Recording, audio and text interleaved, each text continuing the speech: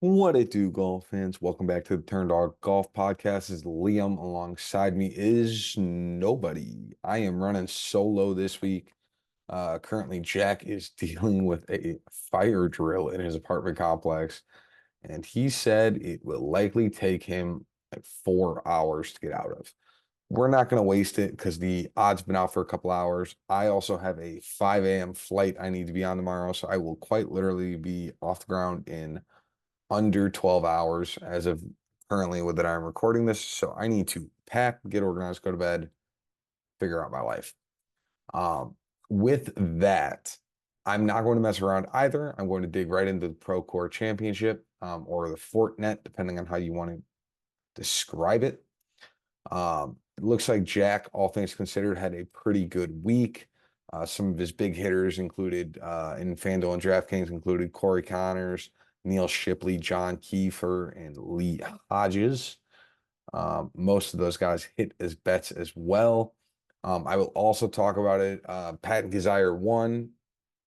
Very nice for Patton Kizzire. Wasn't really all that close for second place. Kind of a snoozer on Sunday. You probably watch football, and I kind of understand why. Some noticeable guys to miss the cut: Alejandro Tosti, Maverick McNeely, Daniel Berger, Gary Woodland, Harris English, Wyndham Clark, Mark Hubbard, Max Homa, Eric Cole, and then Bo Hostler. Some of the best low price guys that Jack and I were all over. Patrick Fishburne, who finished third, Corey Connors, who finished T7, Neil Shipley, who finished T13, John Kiefer, who finished T13. We both agreed that Homa would miss the cut, which he did. And then Chan Kim, who finished T26. Some of our misses included Stuart Sink, who missed the cut on the number, Trace Crow, who missed the cut, I think at even par, Mac Meisner, who missed the cut, Eric Cole, who missed the cut, and then Keith Mitchell, who finished 12th. We did not think he was going to finish top 20. So that was a bit of a surprise last week. Um, Jack, I already ran through Jack's FanDuel and DraftKings lineups. My DraftKings and FanDuel lineups were rough. I had Wyndham Clark in both who missed the cut. I had Clanton in both who finished T50. I had Chan Kim in both who finished T25. Mac Meisner in both who missed the cut. Ben Coles in both who finished T64. And then Stuart Sink and SH Kim both missed the cut again on the number. So not my best week as far as FanDuel and DraftKings pricing goes, but that is fine. I'm going to loop right into bets. Jack last week for bets went 4 for 6. He had Tom Hoagie top 40. That was a win. Patrick Rogers top 40. That was a win. Brendan Todd top 40 was a loss. Corey Connors top 30, which was a win. John Kiefer top 40, which was a win. And then Neil Shipley top 40. He has listed as a loss, but that does not seem right.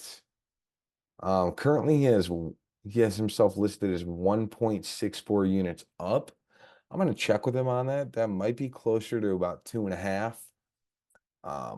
But the point being is he had a pretty good week, all things considered. He went at least 4 for 6 on bets. I think he went 5 for 6, but he might have mistyped one.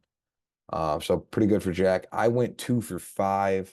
I had Mac Meisner top 40, which was a loss. I had Mac Meisner over Matt Kuchar. Turns out Kuchar decided to play out of his mind, so that was a loss. And then I had Bo Hostler over Doug Gim, which was also a loss. My wins were Chan Kim, top 40, and then Martin Laird over Russell Knox. So I am down 1.34 units on the week. So basically, whatever Jack is up, I'm down, unfortunately. As far as winners picks go, Jack had Corey Connors, Tom Hoagie, and Patrick Rogers last week. I know Corey Connors specifically, I think was top 10, which is why I think Jack's bet was wrong. I think Hoagie did well as well. And then Patrick Rogers did decent. I had Luke Clanton and Chan Kim. Luke Clanton, I think, was T20 at one point on Sunday and then shot 4 over. So he was in it and then wasn't. And then Chan Kim was T25. That's a very respectable T25, all things considered, in my opinion. First event of the year. Probably never going to end up using Chan Kim again. So I'm very okay with getting that out of Chan Kim. Jack's wildcard bet was Bo Hostler, top 20. That was a loss. And then I had an Eric Cole and Bo Hostler top 20 parlay, which was again a loss. So all things considered, the week was fine, nothing too eventful. But we're going to move on to the President's Cup because this is, in my opinion, a very interesting week to watch, a very difficult week to bet, and play DraftKings. So keep that in mind. We are in the President's Cup in Montreal in Canada. Just some highlights. This is a course that really does not rely much on driving distance. There are a lot of spots that have dog legs or bunkers or water that will minimize distance for basically everybody that's playing at that point in time.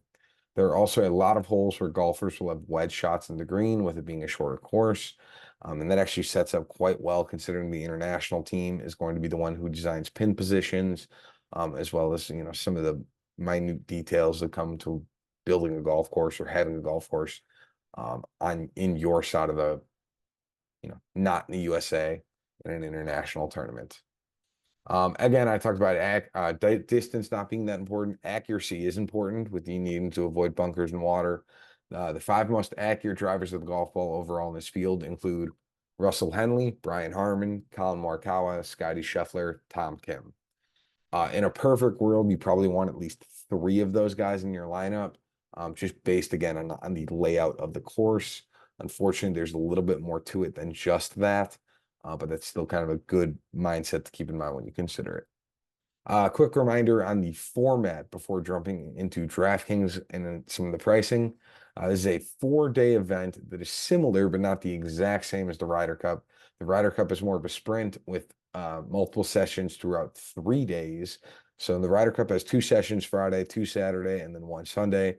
President's Cup has 1 session on Thursday and Friday, 2 sessions on Saturday, 1 session on Sunday. So keep that in mind. It's similar to Ryder Cup, slightly different formatting, gives it a little more space out. You have more people likely to play more rounds. The other thing to note is that on Thursday and Friday, there are 5 groups that are play and only 2 individuals that sit out. Whereas in the Ryder Cup, there's only 4 groups that play, so 4 individuals sit out per team. So more golfers are going to play just based on that logic. So you have to think, ideally you want somebody that is going to play both Thursday and Friday as a part of those 5 groups. If you get somebody that sits out one of those days, that kind of sucks, personally. So again, the way DraftKings lays out right now, there's actually a captain spot as your first pick, meaning that they are going to be 1.5 times as expensive, but also give you 1.5 times the output. You ideally want a golfer who's going to play all 5 sessions in that spot, just based on the ability that more golf equals more points, kind of supply demand there. I mean, the more you golf, the more likely you are to get points. Even if you lose, you will still play more holes, which will give you more points. So you'd rather have somebody that plays 5 matches, loses all 5, than somebody that plays 2 matches and maybe goes 1-1. It just makes more sense that way. Not every golfer, again, will play every day. So you want to pick somebody who will play as much as possible to try and maximize your points. Cool. With that, I'm going to loop in the top a little bit together. I'm going to start with Scotty Scheffler and Xander. I think both of these guys are viable options. Scotty is likely to have a partner in Sam Burns. That is another thing to kind of keep in mind. I didn't even dig into that, especially considering 4 of the 5 rounds are going to be played with a partner. You want to take somebody who is more likely to already have a predetermined partner, because if, for example, Scotty Scheffler and Sam Burns, or I'll talk about it now, Xander Schauffele and Patrick Cantlay, they are almost guaranteed to be paired together most, if not all, of the rounds. So it gives you an additional benefit knowing that those 2 kind of come as a package deal, because it means if they're going to play one, they're probably playing both, and that's usually beneficial. So again, he's likely to have a built-in partner in Sam Burns, as he's played with him in past international competitions, i.e. the Ryder Cup and the previous President's Cup. As the #1 golfer in the world, he's likely to play all 5 rounds, but bear in mind that Scotty Scheffler did not play all 5 rounds at the Ryder Cup. He also plays with Sam Burns, who has a lot more high risk, high reward upside. Sam Burns is not likely to play 5 rounds, extremely less likely, I should say, than Scotty Scheffler. So being that he is the most expensive golfer and he costs like 17,000 in order to get him into your captaincy, I like the idea of getting him in a lineup. I don't know if I love the idea of getting him in as a captain. I think there are more opportunities for upside plays with cheaper golfers at captaincy that will also play 5 rounds. If not, will play 5 rounds if Scotty somehow plays 4. Xander Schauffele is another example of somebody who is probably the general consensus to want to put in a captain spot for people. The only problem I have with choosing him is he has never played 5 rounds at a President's Cup or Ryder Cup in his 4 career starts on these events. Again, I think he's going to be another great option, but he has played in these events all the time, almost always with Patrick Cantlay. Those guys don't play 4 rounds. The one who played 5 rounds last time at Quail Hollow, Justin Thomas and Jordan Spieth. Neither of those guys are on the U.S. team this year, which is crazy. But those guys both played 5 rounds at Quail Hollow during the last tournament. Xander, Patrick Cantlay, Scotty Scheffler did not. They sat out 1 round. So keep that in mind. Let's get into the next grouping. We have Hideki Matsuyama and Patrick Cantlay. So Hideki Matsuyama is really kind of an interesting play because of his obvious injury concerns. I think that when he makes it to the groups on Thursday, it'll be good. It'll be a confidence thing. But I think with his injury status always being a bit up in the air, he is not likely to get 5 rounds. That will almost certainly guarantee he will sit out at least one to rest up and recover, which is fine. But again, at the expensive price he would be to be put in a captain, I don't like the fact that I'm almost guaranteed not to get a 5th round. I want to take the upside chance that somebody else will get 5 rounds. And Hideki, with all likelihood, will not. So keep that in mind. But again, he's a totally respectable play if you want to put him in your lineup, just not as captain. Patrick Cantlay is an interesting golfer with an interesting path, considering again he's going to be guaranteed to be paired with Xander.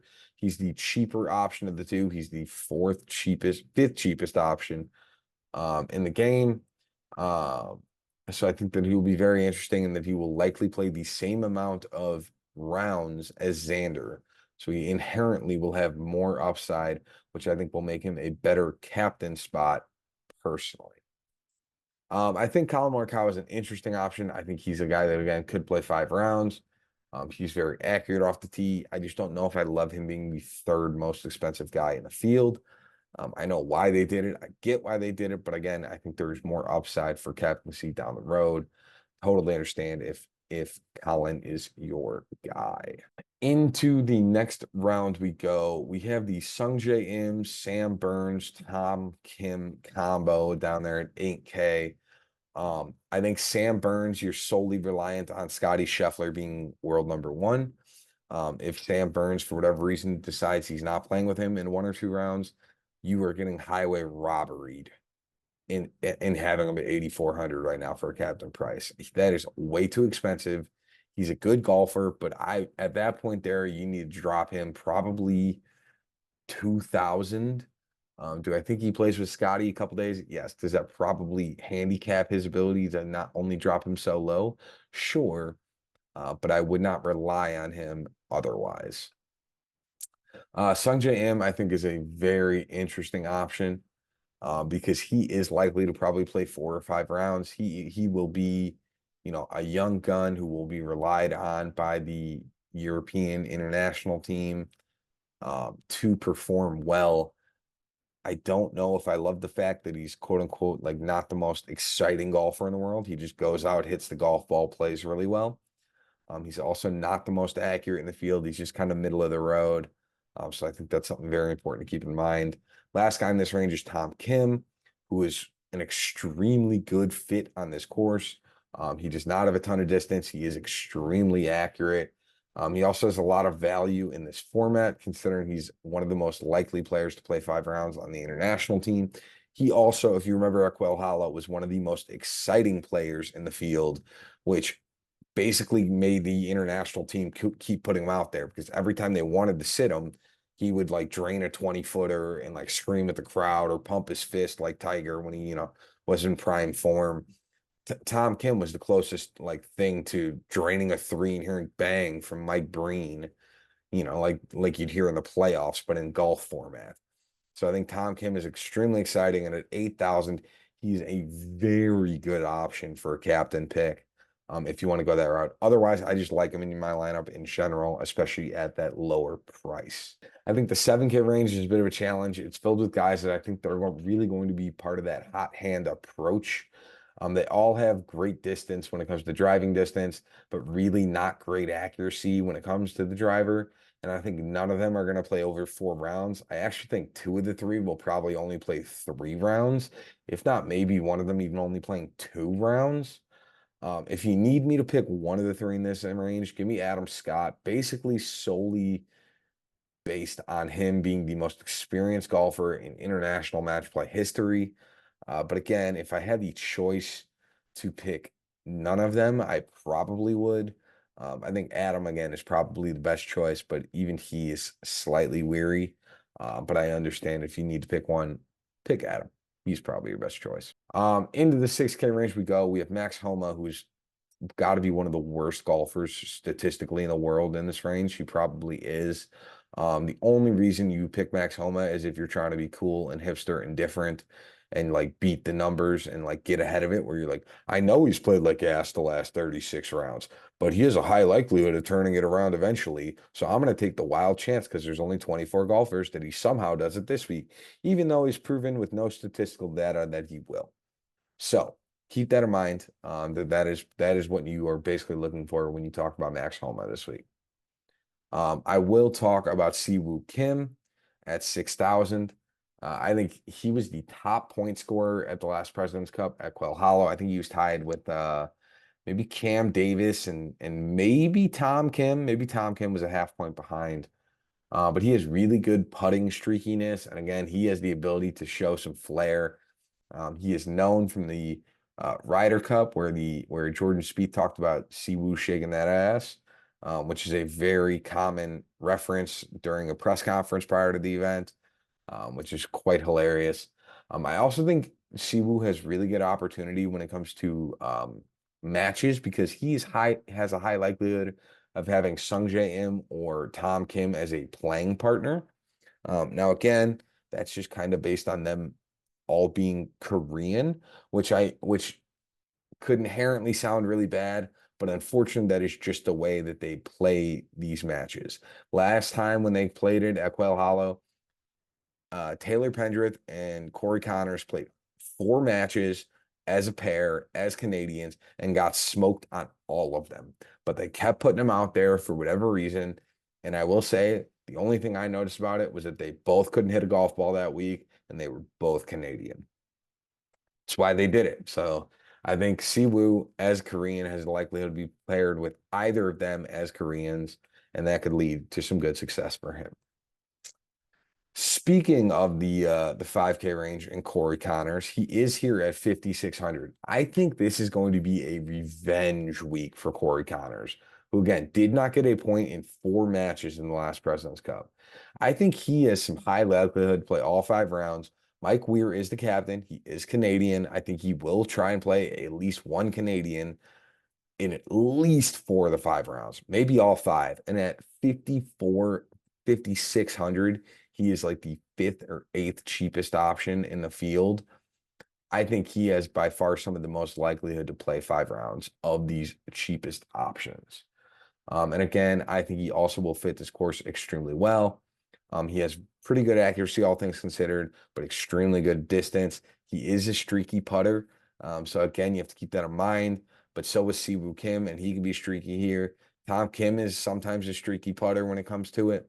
So I think you have to kind of sit there and realize that although Corey Connors is a risk, he's playing in Canada, in his home country, and a course that fits him really well with a Canadian captain, with again all the opportunity in the world, I think, to really perform and meet expectations. I think Corey Connors 5,600 is my first choice when it comes to captain's picks, especially if you don't want to take any of those top like 3 or 4 guys. Beyond that, I actually think Christiaan Bezuidenhout is probably one of the worst choices here. I think he will get skipped for at least one between Thursday and Friday.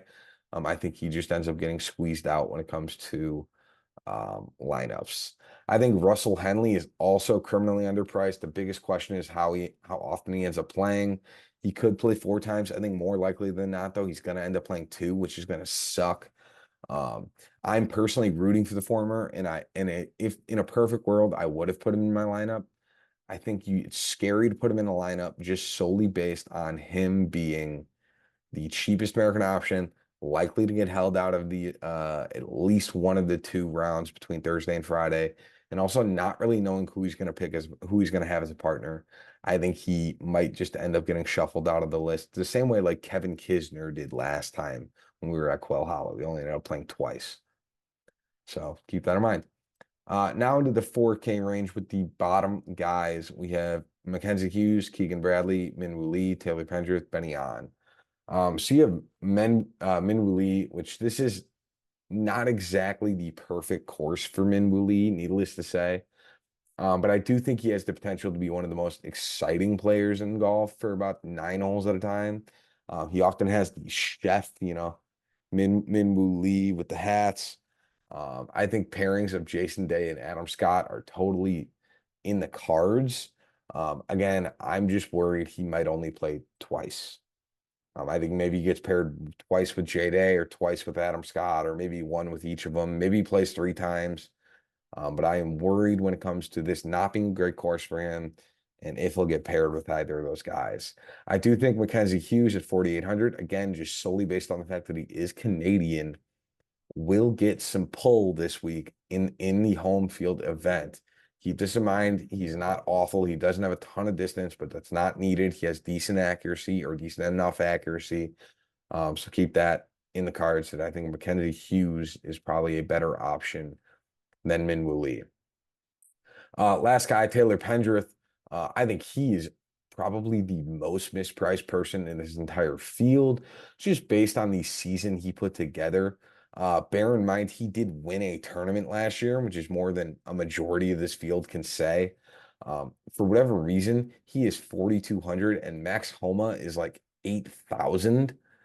Or sorry, Max Homa is like 6,600 or 6,500, but he's still $2,000 cheaper than Max Homa, which is absolutely crazy considering I think Homa has been one of the worst players in this field the last 36 rounds. I don't really understand why he's here, but he's much better than what his numbers say. And he's going to play better than the 23rd best golfer in this field, which is what he's currently ranked at. So if you want to start up top with a Scotty Scheffler or a Xander Schauffele or a Patrick Cantlay and really top load your lineup full of good golfers and you need somebody cheap, Taylor Pendrith at 4,200 is and will be my number one option that I will pick people to go to. Whew, okay.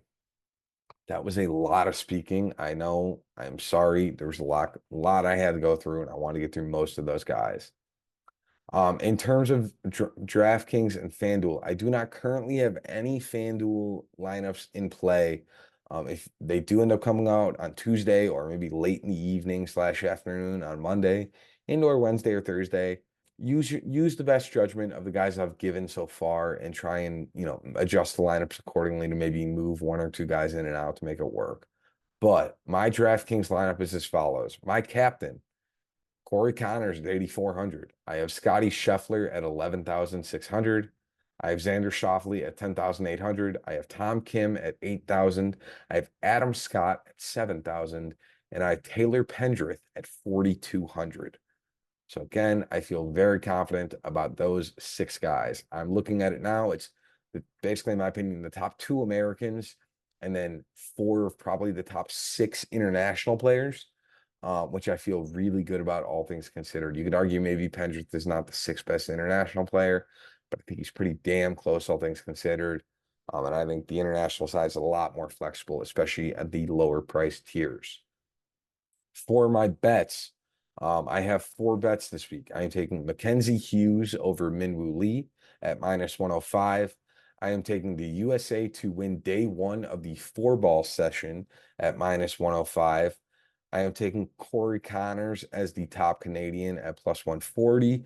And I'm taking the USA to win the tournament overall at not the best odds of all time at -250, which will kind of lead into my winners picks, which will just be Team USA. And then my wild card is going to be Tom Kim as the top Korean at plus 210.